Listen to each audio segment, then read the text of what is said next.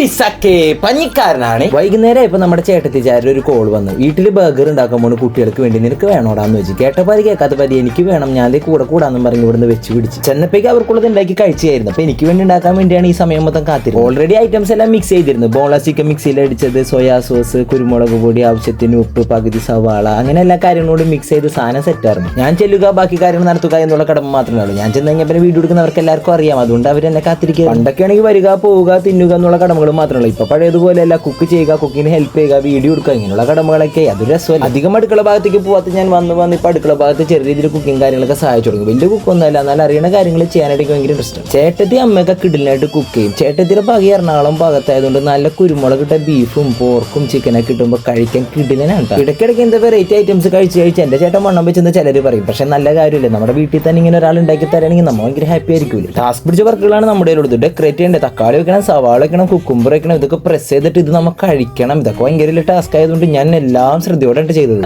നല്ല രീതിയിൽ ഫുഡ് കഴിക്കാൻ അവസരം കിട്ടി കഴിഞ്ഞാൽ നല്ല രീതിയിൽ തന്നെ കഴിക്കണം. എല്ലാവരെ പോലെ തന്നെ നമുക്ക് ഭക്ഷണത്തോട് ഒരു പ്രത്യേക പ്രിയമായിരിക്കും. അത് എന്താ ഫുഡായാലും നമുക്കൊന്നുമില്ല, നമുക്ക് ഇഷ്ടമുള്ള കാര്യങ്ങളായി നമ്മൾ ആസ്വദിച്ച് തന്നെ കഴിക്കാം. കുറച്ച് നാളെ ഇത് കഴിക്കാൻ പറ്റാത്ത രീതിയാണ്. വ്യായാമൊക്കെ ചെയ്ത് കഴിഞ്ഞാൽ നല്ല രീതിയിൽ കട്ടക്ക് പിടിച്ചേക്കാന്നുള്ളത് കുഴപ്പമില്ലാത്തതുകൊണ്ട് നമ്മളിങ്ങനെ കഴിച്ച് എൻജോയ് ചെയ്തൊക്കെ അങ്ങോട്ട് പോകുന്നു. ഈ കള്ളന്മാർക്ക് രണ്ടുപേർക്കും വേണ്ടി ഉണ്ടാക്കിയതാണ്. അവസാനം അതിൽ കള്ളം ഞാനായി മാറി. അപ്പൊ അവന്മാർക്കും കൊടുത്തപ്പോൾ അവന്മാരും സന്തോഷമായി. അപ്പൊ ഞാനും ഹാപ്പി, അവരും ഹാപ്പി. അപ്പൊ എല്ലാം പറഞ്ഞ പോലെ പഞ്ഞിക്കാരൻ പോണേ സുലാൻ.